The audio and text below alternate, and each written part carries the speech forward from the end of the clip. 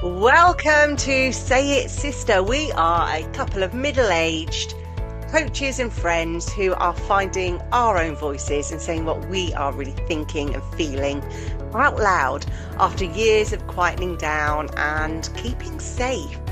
Now, on the cusp of celebrating and entering our 50th season, on this planet, we are talking about life stages. The stages of womanhood, and we're going to share how it feels to be reaching these milestone birthdays and looking back, but also looking forward. Now, last week I had an appointment with my doctors, and I was just chatting to the nurse about being, reaching midpoint and looking after your health. And she said, "Oh, I'm almost 60." And I asked her, I said, "Genuinely, how have your 50s been?" And she said, "Oh my God, they have been amazing." She says, "Bit by bit, for the first time, I have put myself first." She says, "I've been totally selfish." She says, "Not in a horrible way, but I've said, no, I don't want to do that. Or yes, I do. Or no, I don't agree with that. Or I am going to choose this for myself." She said, and it's shocked a few people in her life. And she said, and it caused some problems with her husband. Because for 40 years they lived in a certain way of her serving him. And now she said, "No, you can do your own washing, or you can go and pick up your own parcel." And she said it for her is absolutely liberating and empowering. And she was very softly spoken, quite petite, in a service sector. And as she was talking, it gave me great hope, and I told her that.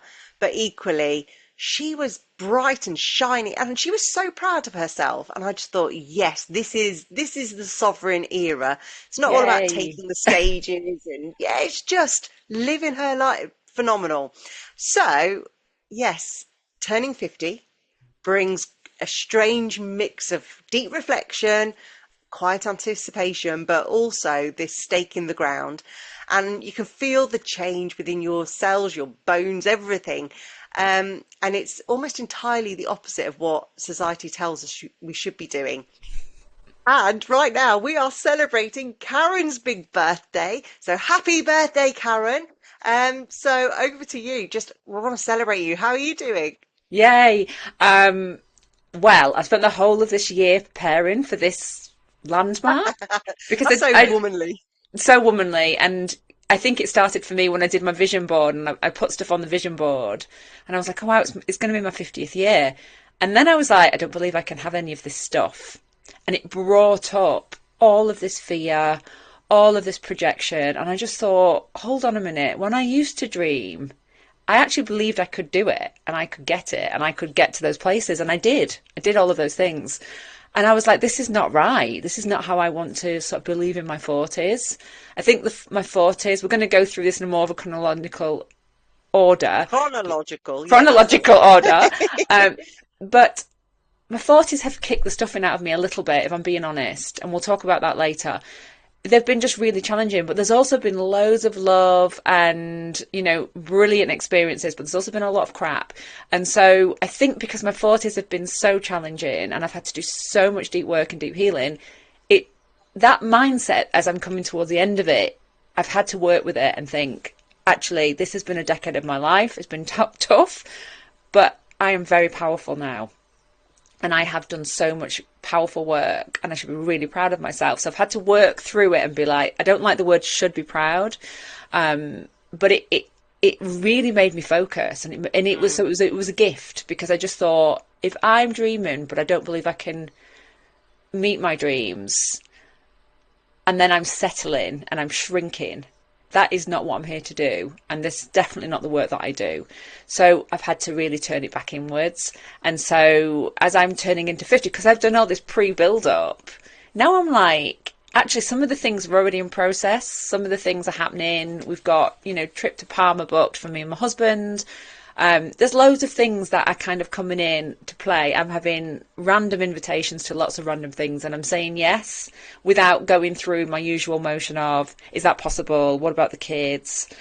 What about the dog? What about, I just have just gone, yes, I can do that. Yes, I'm making it happen. So something major has shifted already and I'm celebrating that because I do not want to go into another decade shrinking, silencing myself, silencing my dreams, saying no when I mean yes, and yes when I mean no.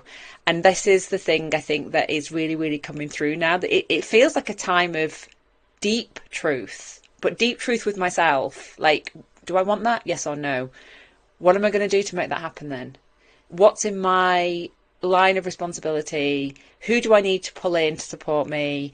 What is needed for me to take the next step? And just really unfolding it and being really focused and not letting it go. I think that's the thing. You know me. I am very determined. I'm highly stubborn as well. And when I get a feel for something, I will not let it go. And I'm like a sniffer dog. I will sniff it out, and I just will not. I'm not very good at taking no for an answer. And I feel like I'm doing that now with my 50s, and Well, I'm I really feel your celebrating that. energy is different. Your energy is absolutely different. And I think when you started talking about the year of the horse, even last year, preparing for that, I could feel it was almost like you were giving yourself permission. And you were like, yes, that's the energy I want. And bit by bit, every time we gather and we chat, you are so focused and clear. Whereas this time last year, you were probably doubting, do you think we should do this? What about this? And Yeah. whereas now you're like, no, this is what I think we should do. And I'm like, yes. Sometimes I have to calm you down and say, slow down, let me catch up, because you're absolutely on fire. And I just wanted to play that back for you because I can feel it Thank you. energetically. It's Thank you. And awesome. it's so funny as a partnership because your brain works faster than my brain. But I think my energy, when that energy comes in, I'm like I am riding it's like riding a horse in my own body, and to the point where I forget where I am, who I'm with, basic things, it just all falls to the sides, and I'm like, and then I'll a couple of hours later I'll go, oh, I feel really tired. Why am I so tired? And Rich is like, for God's sake, why do you do this to yourself? I'm like, I can't help it, and it's such a force for good, So my brain is somewhere else, but my sense of something is ahead. And it was funny because I was thinking about it because I've always lived slightly ahead of the curve, which is a bit weird because most people do not know what I'm talking about. And then eventually they catch up and then they'll say, oh, that thing, I get it now. And it's like 5 years later. And I think, Yeah. yeah, you're there. I'm kind of now somewhere else. Yeah, I've Um, moved on from that. that was 5 years ago, but it's like, but it actually, when I harness it, like harnessing the horse, it's really powerful because I know what needs to be done and I know what's ahead, but I'm always looking for the end goal as well. And that's why the dreaming, the sense of turning 50, I've made it into something really celebratory and really, full of desires. And there's lots of things that I still haven't done in my life that I want to do and that I feel like, oh, I'm just getting started there. Yeah. That this Well, is the thing a is, new you're only beginning. halfway through because, our generation can expect to live well into their 90s, touch wood, and if we look after ourselves. But it is quite reasonable to think that you are literally midlife. Everything else leading to this point was just putting the foundations in place. True. And as over the last week, I watched a documentary called Miriam Margolyes Made Me Me. And it was supposed to be a podcast, but it ended up just being a documentary about her. And I think in the documentary, she was about 85, 86. And she says what she wants, she does what she wants, she comes up with mad ideas and just goes and does them. But everything about her life is about making other people feel good, Yeah. or being in service in some way. And I was like, I want to be like Miriam. And then every time I hear or see words that come from people like Dame Hera Miram, Yeah. or and how in her power, even Dame Judi Dench, and they literally are in their power, in their sovereign queen stage, and I'm like, I cannot wait to be there, and they look so beautiful. And Yeah. then the next level down, you've got the likes of Michelle Obama, and then the next level down, you've got, I mean, just in the last couple of weeks, it's been announced that Sarah Cox is taking over the Yes. biggest show on Radio 2, the breakfast show. And there she was, but just being a bit of a goofy, insecure woman in her early, 20s. And now she is reigning supreme. So yeah, I do celebrate you entering this era. I'm not far behind you. That my day comes next year. But yeah, happy birthday. Thank you. We were thinking about this idea of the maiden as well, weren't we? You know, how this whole focus around, you know, being a woman, how the steering tends to go towards the aesthetic of the maiden and the promise of youth and flesh and beauty and all of that. And this is something that I think we can get stuck in, and it can be really damaging for women, because this is a one phase in our life and there is so much more to go at. And when we start to celebrate the arc of womanhood and all the different phases and stages, and we give ourselves permission to be in those stages, and they're not always linear. So we're going to talk a little bit about that, because we've both done motherhood at slightly different times, which does have a different sort of like impact on our life stage. But fundamentally, there is so much. We're not meant to be like flatline, you know, the same. We actually are meant to have different experiences and bring different parts of ourselves to the table. And there is a sense of like blossoming in each stage, but there's also a sense of letting go of each stage as well.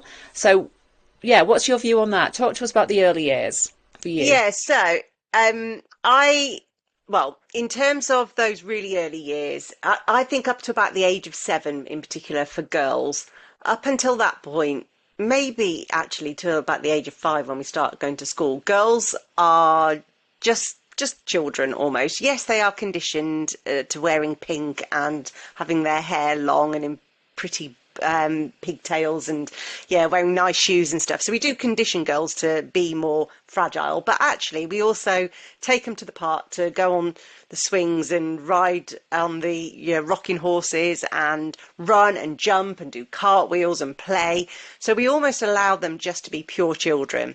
And then I saw it with my own children. You can probably see it with your own daughter, and our lived experience.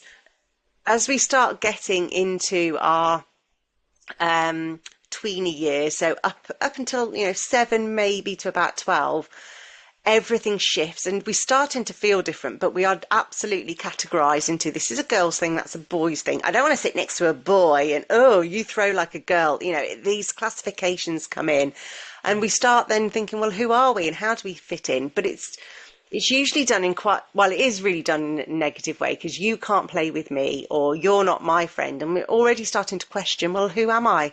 Before I could be free to be who I was and people just adored me. And now I'm being told, no, you can't do this, you can't do that. And it really, it makes us all question, and it's really, really hard, which is why we see our kids getting sad. And then we wonder, why are you sad? It's like, because they can't be themselves Yeah. anymore. And so that makes me really, really sad. And then obviously we get up to, I would say, like in the spiritual realms, they say, you know, up until your teenage years. But I think your maidenhood really starts around the age of about 11 or 12 now. Yeah. Often girls are getting periods around that time. That I started developing nubbins and, you know, little lumps and hairs from around the age of about 8 or 9. So like my childhood innocence of just being able to just be little Lucy, it was gone so quickly. Yeah. And then you've got all of the other stuff that comes with those tweeny years into teenage.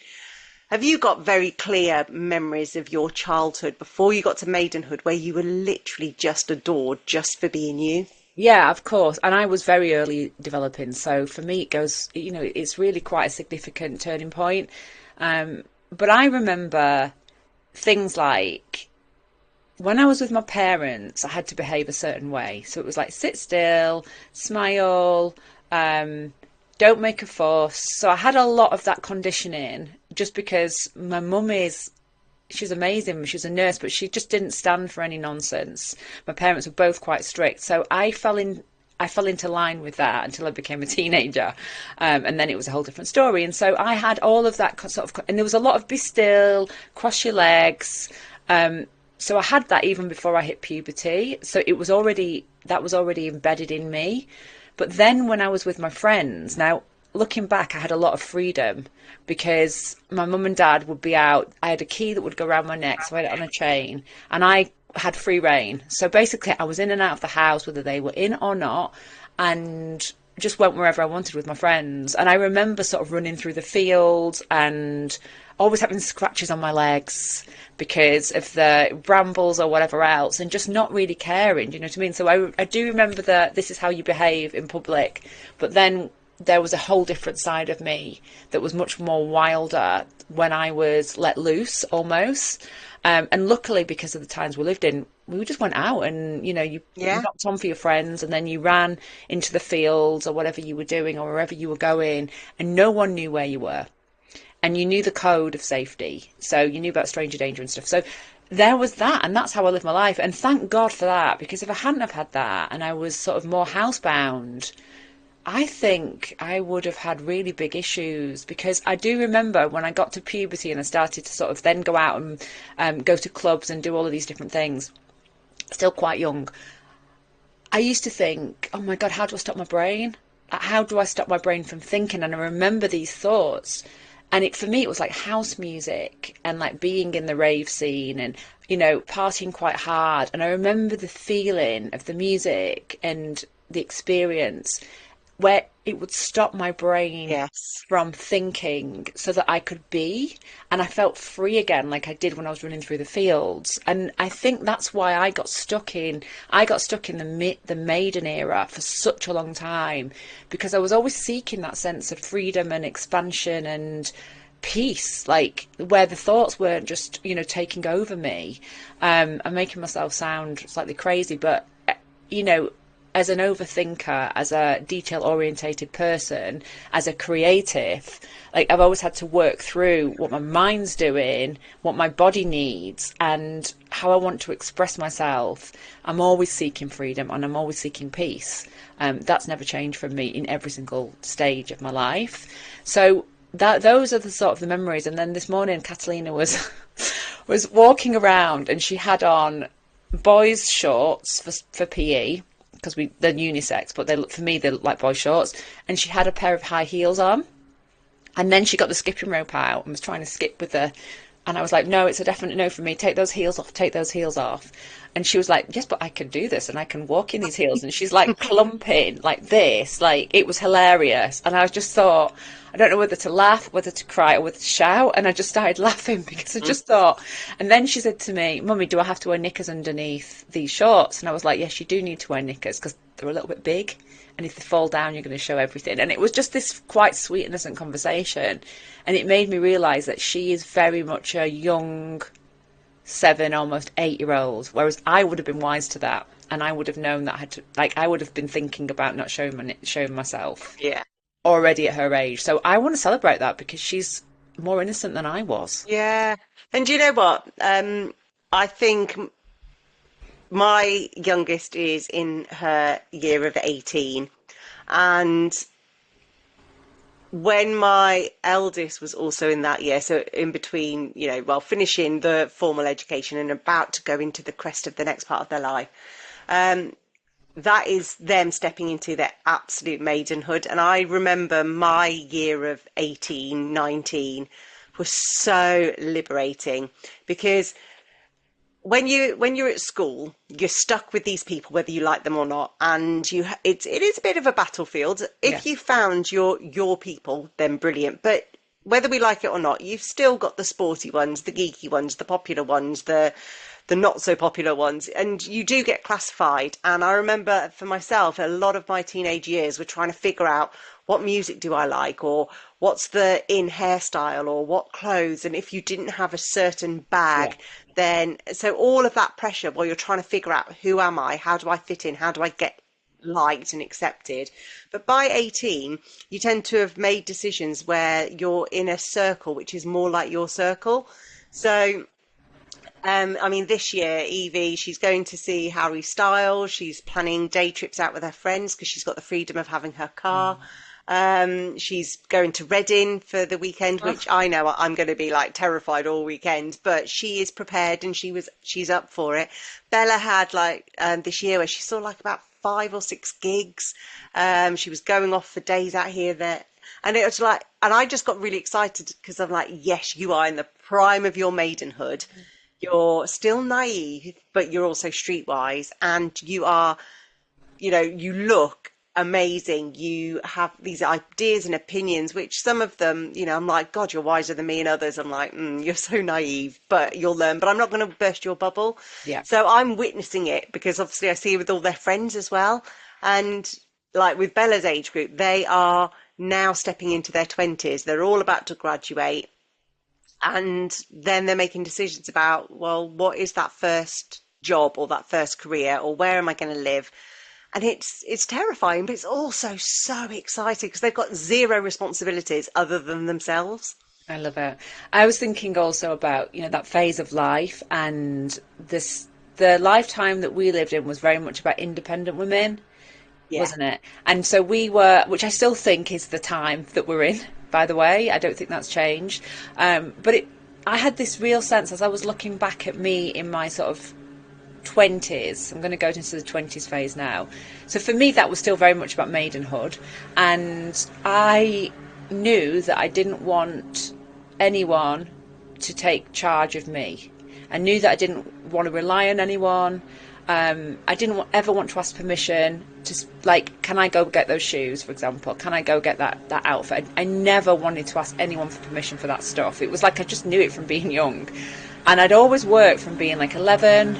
I had my first job, so I always earned my own money. Oh, just bear with. That's outside. Do you want me to? Yeah, Let me it's just. fine. You carry on. Hold on. Just for the listeners, it sounds like somebody's mowing a lawn right Somebody is outside. mowing the lawn, and they're right outside my door. Yes, that's better. Time of year. Yes, welcome back. We won't edit that out. We'll just that's just life, isn't it? Yeah, go on then. So 20s. And I just was like, I want to be in my own power. I knew it from being 11 years old, if not before that, and that I didn't want to rely on anyone. Now I'm married and I'm 50. I still have that issue, if I'm being honest. And sometimes I have to take a bit of a step back and go, am I I'm in trying a to? partnership now. I'm in a partnership, and he'll say to me all the time, "You're such a control freak," and I am. I really am. I need to know. I need to have plans. As you know, I am on things, and it's quite hard, I think, for people around me sometimes to sort of take that off me. 50th being a really good example, where I was like, this, I know what I don't want. I don't want this, this, and this. I want something like this. Over to you. And then every now and then I'm like, is it all under control? Is it under control? How's it going with that planning? That and he's like, just. You're a control freak, and I'm like, okay, I am, and I have been like that all my life, and I think that's something I've carried with me, and I don't think it's all bad. In fact, I know it's not all bad, because I do feel that as women of any age, we do need to be able to know that we can take care of ourselves, and we need to know that we can exit things, and that we've got the backup around us, regardless of who we're with, at what status we're in, or any of that. That we've got our stuff sorted in our own camp, and that we can, do what we need to do to take care of ourselves. So I'm seeing it as a positive. But what about you? Where did you go when you were in that maidenhood, like 20s? Oh, I was married. Simple as that. I was married at 22, but I was still very much in my maidenhood. Yeah. But I coupled up and partnered up very early. But for me, it was almost like an episode of Friends or Cold Feet, because we were living away.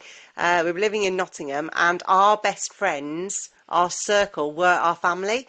And so there were quite a few couples, and we would do everything together. We would holiday together. We would meet up all the time. So it wasn't just me and him. We had a really big, rich life. We'd go to festivals together. We'd go to the theatre together. It was amazing. And so I never felt like I was giving up my maidenhood. We were fully out there living it. And I started doing my career, and I started figuring out what is it I want. And although I was in a committed relationship, we still hadn't got children by that point. So we were still able to have that freedom to work out, is it this or is it that? Do I like this or do I like that?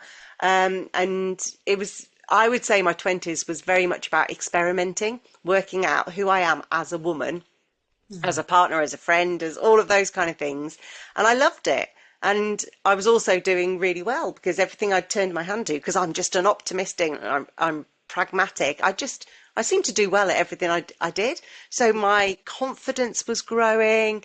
Getting married as well when you're 22, I'm always going to look amazing on those photos. I was like, I was a size 10 but toned, and I'd got Gwyneth Paltrow from Sliding Doors kind of hair. I look at it, and I'm so happy I have those pictures of me then, because when I look at her, she was genuinely happy, and the confidence that was coming through, and then being celebrated, and it was just wonderful. But that's all about the day, isn't it? Because the marriage, actually, one of the reasons why the marriage started to end was because as I started coming out of my maidenhood and started going into my womanhood, I was changing, but he was happy just carrying on, because I don't think the men have the same kind of cycles. So we're going to end this episode on our maidenhood era, and tune in next week to hear all about our 30s, 40s and beyond. And once more, happy birthday, Karen.